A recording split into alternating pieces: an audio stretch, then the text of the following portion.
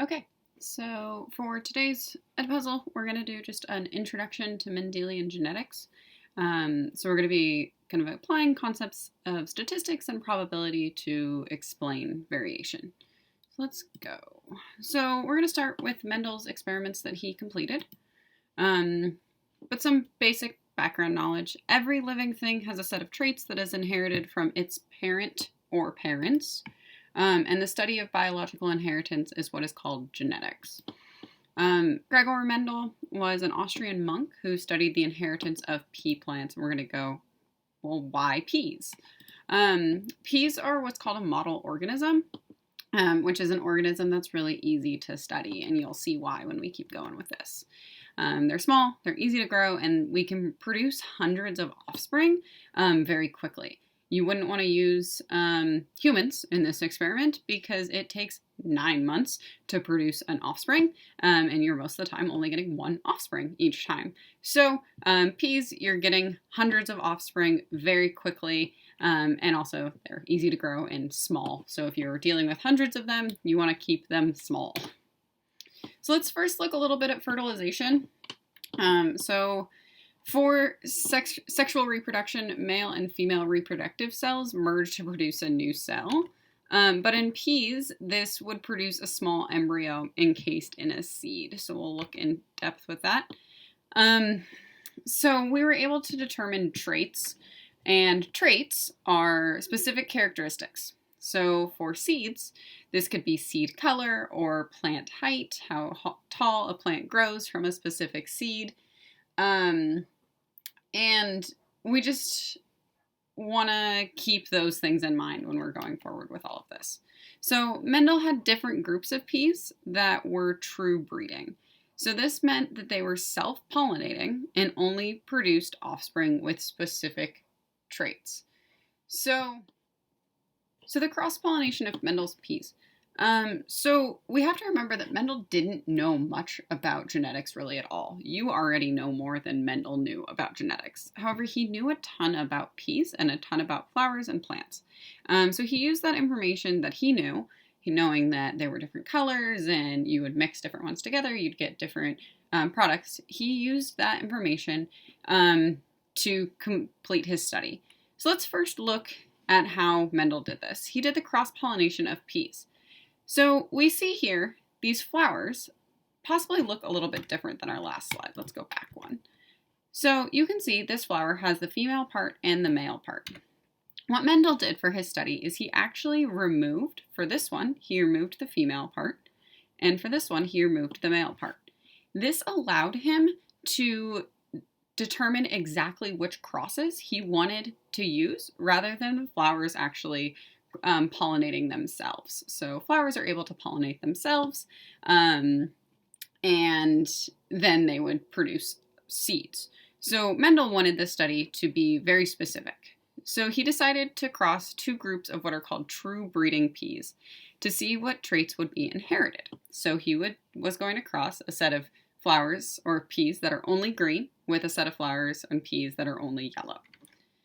He then dusted the pollen of one group on the flowers to another to cross-pollinate.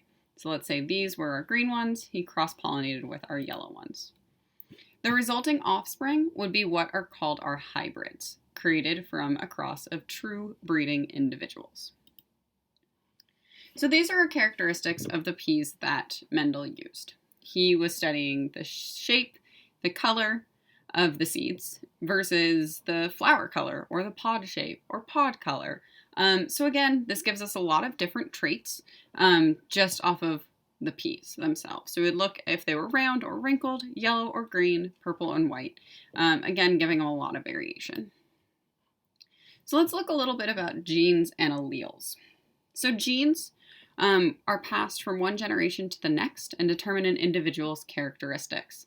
So at the time, Mendel actually called these things factors. We know that now they are genes. So he would say that factors were passed from one generation to the next. So a gene or a factor would be if it's round or if it is wrinkled, and what the result would be. The alleles are different forms of a gene. So characteristics such as seed color are determined by the gene, okay? So if the seed is green, that is going to be determined by the allele. So a little different. Characteristics such as seed color are determined by the genes, and yellow and green seed colors are determined by the alleles. So the allele for the yellow seed to the green would be dominant. So the yellow is dominant, and we'll go a little bit more in depth as to what that means in the next couple of slides. So first thing, what did Mendel conclude determines the biological inheritance? So Mendel concluded that inheritance was actually determined by factors, now we call them genes, that were passed from one parent to the offspring, and then the offspring to their offspring. So the principle of dominance is our next thing that we're going to talk about. So some alleles are either dominant and some are recessive. An organism with at least one dominant allele will exhibit the trait. So if you have one allele that is green and it is dominant, and you also have an allele that is yellow that is recessive, you will see the green trait. We'll go a little bit more in depth. An organism with a recessive allele will exhibit the trait only in the absence of the dominant. So let's do a couple of examples. So if we have green that is dominant and yellow that is recessive, what would our result be? What color would it be? Okay, so it's going to be green. We have a dominant trait, or a dominant allele, and a recessive allele, which you're only going to see the dominant. What about if we have two recessives? We have yellow and yellow. What is our result? Yeah, so it's yellow would be our result because we do not have a dominant trait here, so therefore it would end up showing the recessive. That's the only way you're going to be able to see the recessive trait is if you have two recessives. So a couple of examples that Mendel used here. There we go. When Mendel crossed plants with contrasting traits, the hybrid offspring only showed the traits of one parent.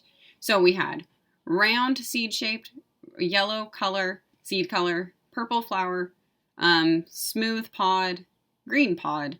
So which one here is the, if we're looking at the seed shape, is round or wrinkled dominant? Yeah, so round is going to be dominant. So segregation is where you actually are separating the alleles during gamete formation. So we haven't really talked about gamete formation, but we'll go more in depth with it, and we're going to continue to go more in depth.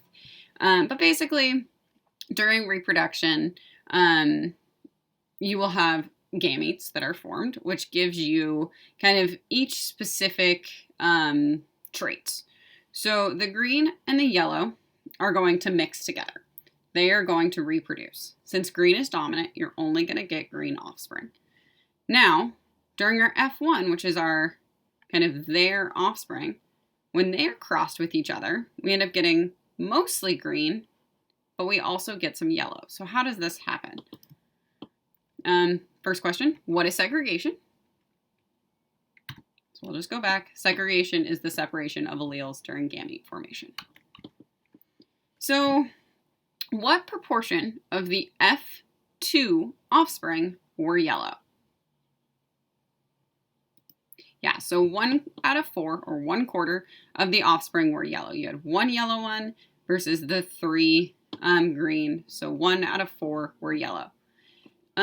What proportion of the F2 were green? Okay, 3 out of 4. 3 offspring were green, 1 was yellow, 3 out of 4. Now, when you look at this, I don't want you to think this as we have these only produced 4 offspring, and 1 was yellow and 3 was green. This is kind of an average. So if they had 100 offspring, and we did that study, about 25 of the offspring would be yellow, and 75 would be green. So it's just an average proportion. It's a proportion of the offspring. So I said that we would go more in depth with gametes. So the gametes are when the eggs and the sperm mix. So this would be our egg. This would also be our egg. And then we would have the sperm. So they would mix together in order to create kind of your gene. So you would get, let's say, one here from dad, one here from mom, and they would mix together to give us our genetics. We'd get another one here from dad, but then it mixes with that one from mom, and then we would get our genetics there. Well, we have two more, so the small one from dad goes here, and then this time it's the big G for mom. So we'll look into this when we actually do Punnett squares, which will be later on. And then this is after it is fertilized, and then that is what that offspring will look like. So in the pea plant, the allele for tallness is big T, which is dominant over the allele for shortness. If two tall pea plants are crossed, can you predict the height of the offspring?